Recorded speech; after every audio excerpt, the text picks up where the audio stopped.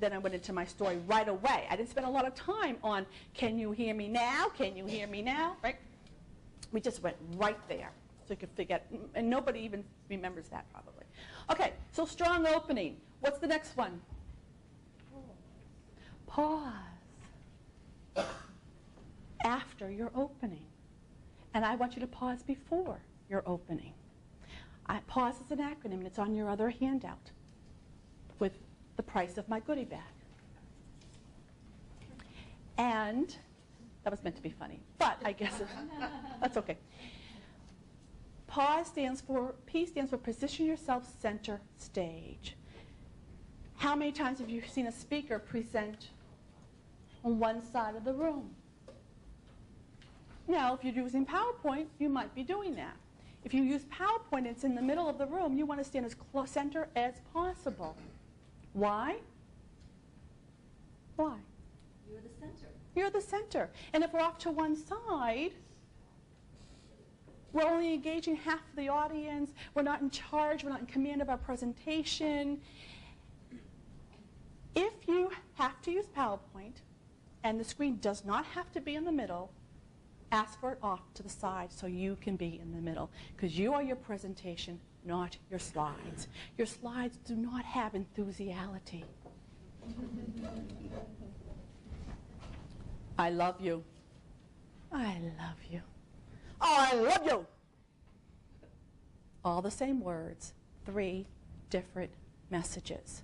Your slides cannot convey what you want your audience to feel or react to that information. They have to see you, they have to hear you, and that's really it. Okay. What number are we on? I'm getting off. Oh, pause, thank you. So position yourself center stage. A, appear confident, which means stand up straight. Feet shoulder width apart, stand up straight. You already did that today in your circles. A stands, okay, U, unwind, breathe, relax. S, smile. And E, eye contact. Make eye contact with everyone in your audience. Even if there are people off to the sides, you don't want to forget them. Otherwise, you will lose them. Okay. So we have the pause, we have the strong openers. You want to pause before. So when you are introduced, you stand there and wait for your introducer to sit down. Or at least start walking, because you want your introducer to see your opening too. And just connect. But what happens is most of us want to start speaking right away as soon as we're up here, because it's so uncomfortable because everyone's staring at us. So get used to when you get up here, Gloria, and a few of you others, you're going to practice standing here in silence before you have your strong opening, connecting with your audience. Then you have your strong opening, and then you pause.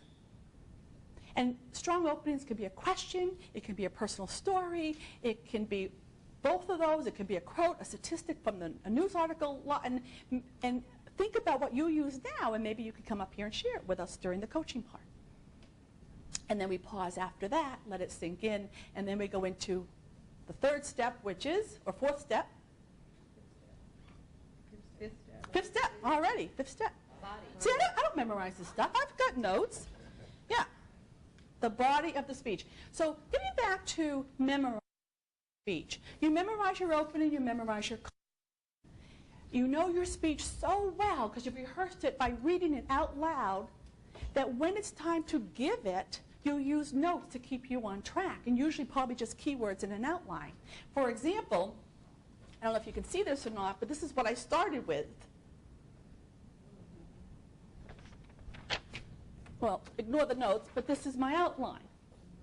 Because I know so much, all I need is the keywords to keep me on track in what direction I'm going in. Okay. And this is the handout. I just use the handout to go through the steps rather than putting it into my script. Okay. Memorize your opening, memorize your closing. And during the body of your speech, what you want to remember is that your vocal inflection, your vocal tone, is going to make all the difference in the world on how your audience is going to receive your message. But most of the time, we hear people stay in one, I don't want to say monotone, but some do, but in one rhythm or one tone. Now, Dennis had a lot of enthusiasm today. And he had passion. And he let us see who he really was. And that's what presenting is all about. You have to let loose, show your audience your true personality. You want to use personal examples, which is not hard to convince you all. But when I speak to business professionals, oh, they don't want to hear about me. Yes, they do.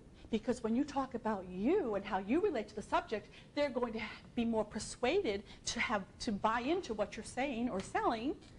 And it gives them permission to be themselves and share their stories. And then you've got a great connection.